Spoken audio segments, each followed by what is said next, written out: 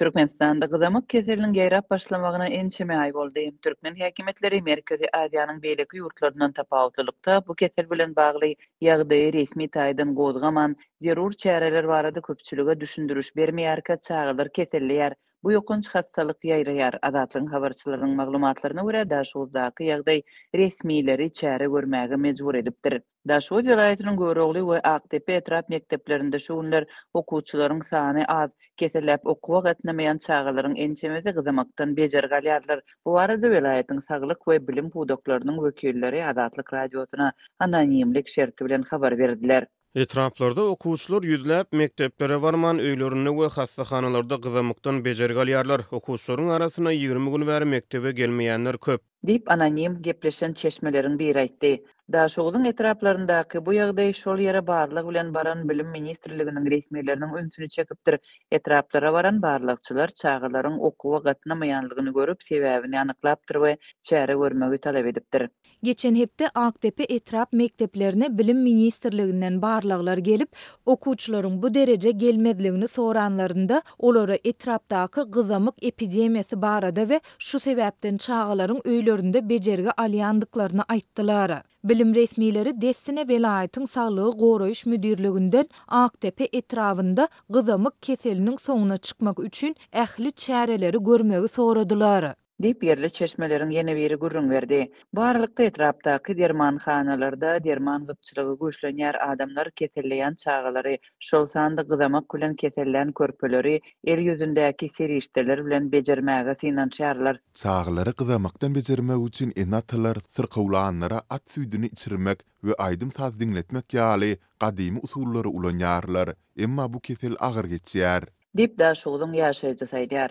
Gyzamyk ýeti ýokunçlyk derejeli howply kesel hasaplanýar. Ýataglyk ýokary gyzgyn, agzyň we ýokarky dem alyş ýollarynyň çiýişmegi, gözleriň gyzarmagy we gijemegi we bedende gyzyl nokatlaryň döremegi ýaly alamatlary bilen geçýär.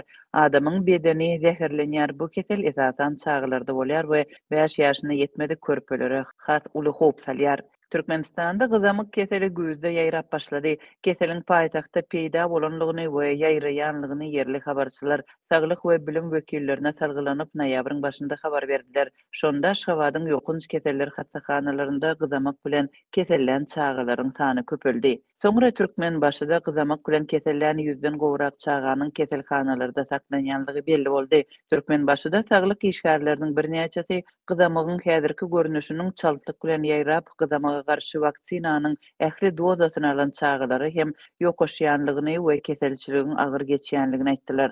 Gyzamyk keseli soňky aýlarda Merkezi Aziýanyň ähli ýurtlarynda çalt ýaýraýar, Ýewropa ýurtlarynda hem duş gelýär.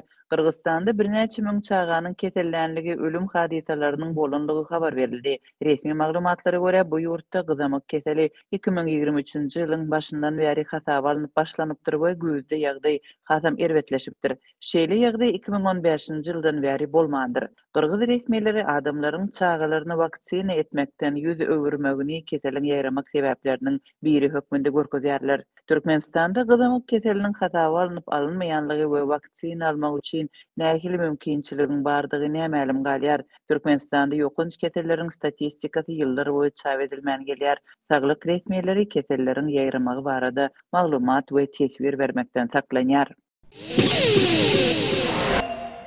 Türkmenistanyň döwlet dukanlarynda ilanta yeňillikli bahadan paýlanýan azyk önümleriniň üçünçüligi pes bolmagynda galýar. Mary welaýatynda ilanta 3 aý bäri un paýlary, 6 aý bäri ösümlik ýagy berilmeýär. Lewaplylar un paýlaryny soňky ýedek dekabryň 1-nji 10 günlüginde alandyklaryny aýdýarlar. Bu ýagdaýlar barada Azatlyk radiosynyň habarçylary 2-nji fevralda Mardan we Lewapdan maglumat berdiler. Döwlet dukanlarynyň tas ählisine un paýogy soňky ýedek noýabrda paýlandy. Awgust aýyndan bäri paýta ýagy hem paýlanmaýar.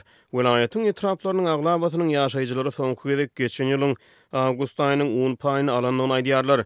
Her aýda adam başyna 5 kilogram paýlanmaly un inni tas 3 aýa golaý wagt bäri berilmeýär. Dip Mary şäheriniň ýaşaýjysy anonim şertde habarçymyza gurrun berdi. Ýöne ýaşaýjylar döwlet dukanlarynyň sowda tekçelerine gelmeýän unyň bazarlarda aça-çan satylýandygyny hem aýdýarlar. Olaryň tasdiklamagyna görä döwlet dukanlarynyň işgärleri uny ilata paýlaman sowdagarlara satýarlar.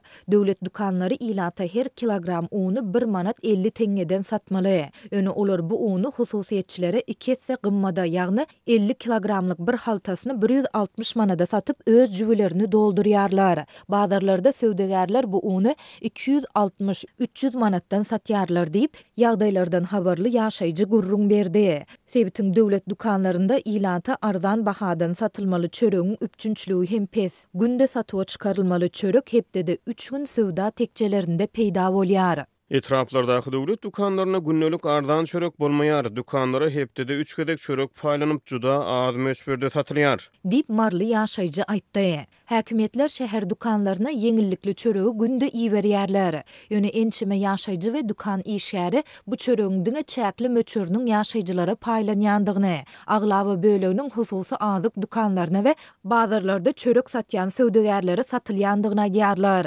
Hususiyetçiler ýer bilen çörek gelen badyna döwlet dukanlarynyň işgärleri bilen gürleşip çöreklerini ulaglaryna ýükläp öz söwda nokatlaryna alyp gidýärler. Dip ýagdaýlardan habarly dukan işgäri anonim şertde gurrun berdi. Çörek we un üpçünçlüğiniň ýagdaýy Lewawyň döwlet dukanlarynda hem pes bolmagynda galýar. Türkmenabad şäheriniň döwlet dukanlarynyň aglawasynda ilata un soňky gedek dekabryň 1-nji 10 günlüginde paýlandy. Şonda her hojalygy 5 kilogram un 6 manada, paýtanyň çigidinden öndürülen ýagyň 1,5 litri 15 manada satylypdy. Ýaşaýjylar bularyň ýany bilen Türkmenistanda öndürülen 500 gram çaýy hem satyn almaly bolupdylar. Olar munyň üçinde 4 manat töläpdiler. Şondan bäri ýaşaýjylara un paýlanmaýar diýip ýagdaýlardan habarly yerli ýaşaýjy anonim şertde gurrun berdi. Şäheriň döwlet dukanlarynda arzan buhanka çöreginiň üpçünçlügi hem pes bolup satyğa çykarylýan çörek aljylaryň ählisine ýetmeýär. Buhanka nowatyna durýan adamlaryň sany juda köp bolýar. Yerli häkimetleri uzy nowatlary görkezmejek bolup buhankany daňdan saat 5-de dukanlara paýlaýarlar. Dukan satyjylary 5:30-da çöregi satyp başlaýarlar. Saat 6-da buhanka ýok, nowat hem ýok bolýar.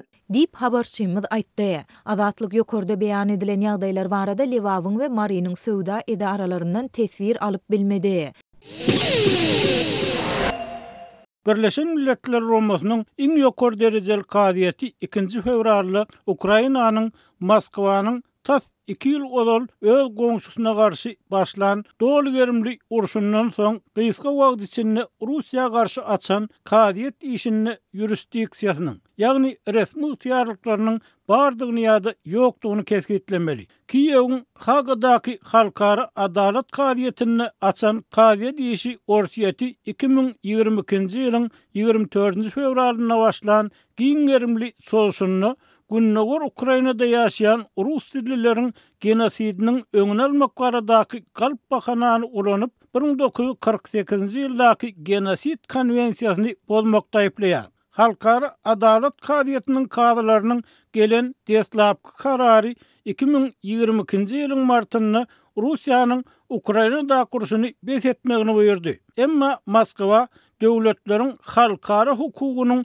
bozulanlygyny öňe sürýän kadiýet şikaýetlerine seredýän kadiýetiň bu iş boýunça karar çykarmak üçin yeterli kanuny hukugynyň ýokdugyny öňe sürüp bu karary ret etdi. Orsiýetiň aklawçylary sentýabr aýyna geçirilen deslapky diňlenşik wagtyny kadiýetiň ýurisdiksiýasynyň kanuny ýytyýarlygynyň ýokdugy barada odal aýdan sözlerini gaýtalap halkara adalet kadiýetinden bu işin besedilmegini talap etdiler. Ukraina bu diňlenşikde Orsiýetiň kadiýetiň çykaran kararyny äsgermezlik etmegini halkara adalet kadiýetiniň ýytyýarlygyna edilen hüjüm diýip häsiýetlendirdi.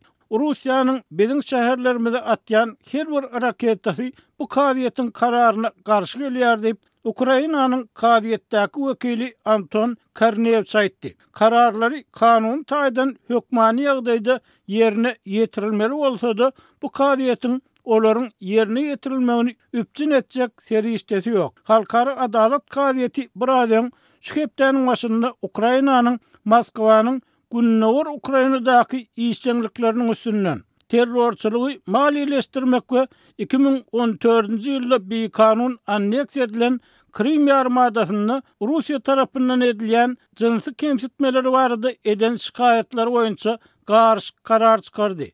Kadiýetiň 31-nji ýanwarda çykaran kararyny aýdylmagyna görä, Krimde Ukraina dilini bilim berilmegini goramagyň hötdesinden gelmän Birleşen Milletler Romasynyň diskriminasiýa garşy şertnamalaryny bodanlygyna garamazdan Moskwa Ukrainanyň Russiýanyň öwed puluny kompensasiýa tölegini tölemegi barada talap bilen alaraşmaýar. Şol wagtda Kadiýet Ukrainanyň Russiýanyň Krymy anneksiýa edenden soň etnik tatarlary we Ukrainlary kemsidýän barada eden şikayetlerini ret etdi. Umuman alanyňda halkara adalet kadiýeti Ukrainanyň Moskwanyň şertnamalaryň iki maddasyny bodanlygy baradaky şikaýeti bilen alaraşdy. Ýöne beýleki bir näçe şikaýetini ret etdi. Günorta Afrikanyň Israýlyň Gazada kurşuny edýän hereketlerine garşy goýulgan ýokary derejeli kadiýet iş sebäpli bu kadiýet soňky günlerde bütün dünýäniň ünsüni özüne çekdi.